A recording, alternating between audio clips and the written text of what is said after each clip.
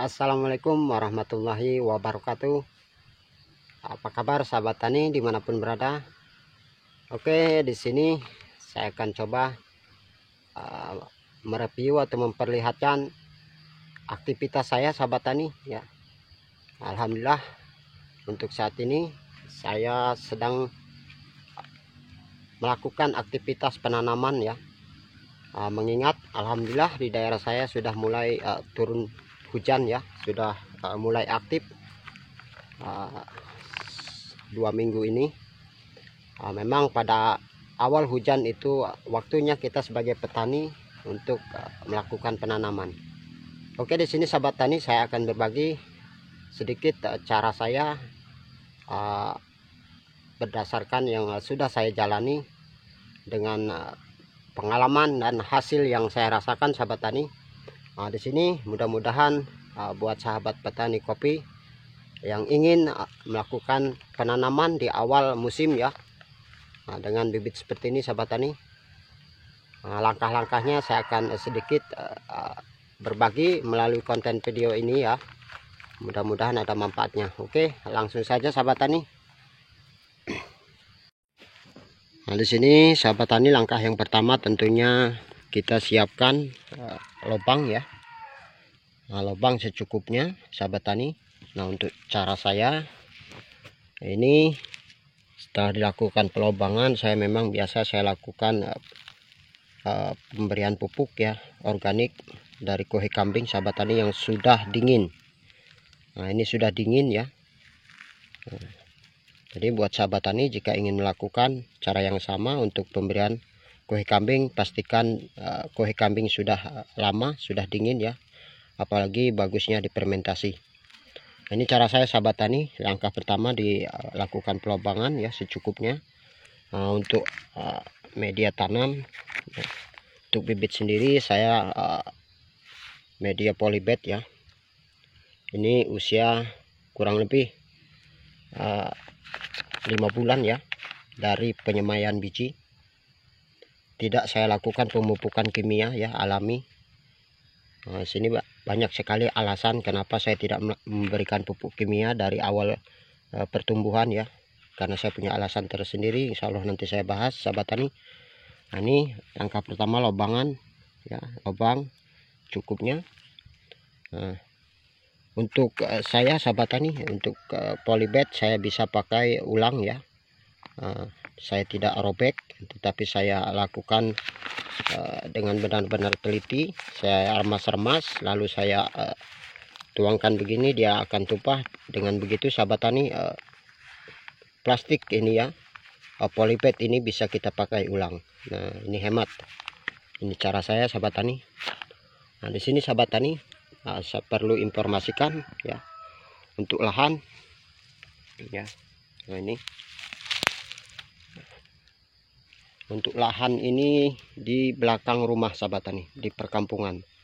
Nah, di sini sahabat tani sedikit saya berbagi ya terkait lahan. Lahan ini sudah tandus, sudah tidak produktif. Bisa dilihat itu kanan kiri punya tetangga ya, karet, kebun karet ya sahabat tani. Nah, di sini alhamdulillah awal mula saya membuka ya, kebetulan saya ada lahan yang baru saya dapatkan 2 tahun yang lalu ya, hasil dari saya berkebun, saya sebagai petani kopi.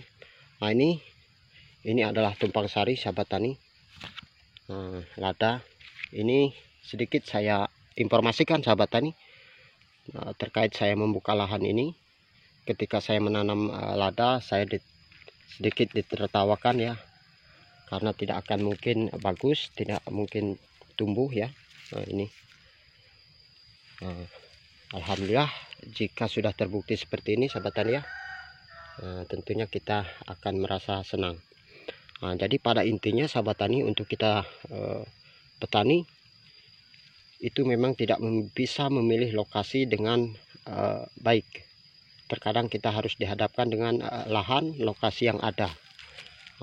Tergantung bagaimana kita cara dalam mengelola sahabat tani. Jika kita sungguh-sungguh ya dalam mengelola lahan, ini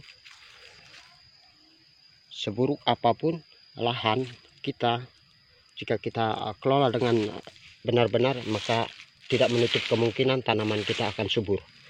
Nah, di sini yang saya pakai hanya kue kambing ya, pupuk-pupuk organik sahabat tani.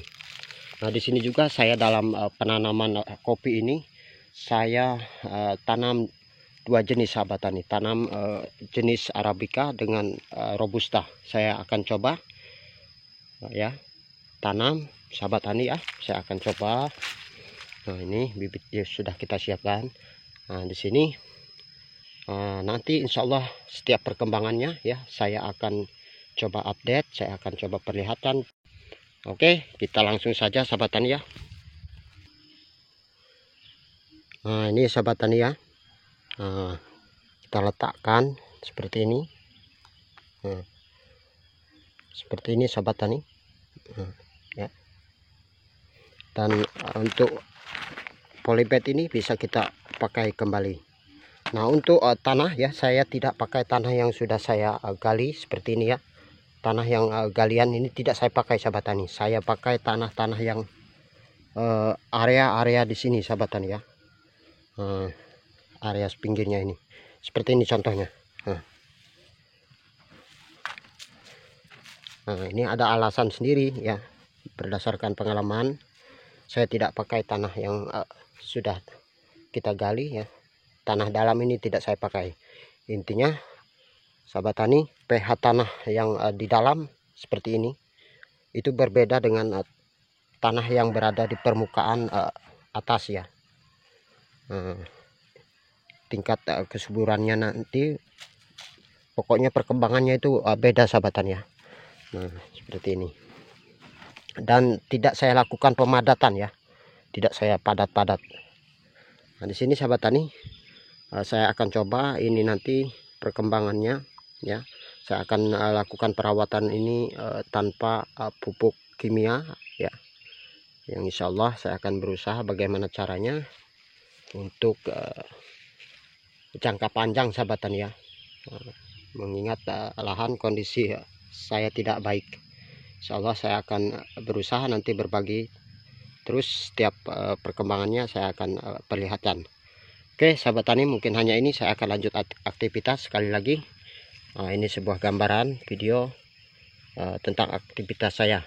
Mudah-mudahan dapat menghibur ataupun bisa memberi motivasi buat kita semua.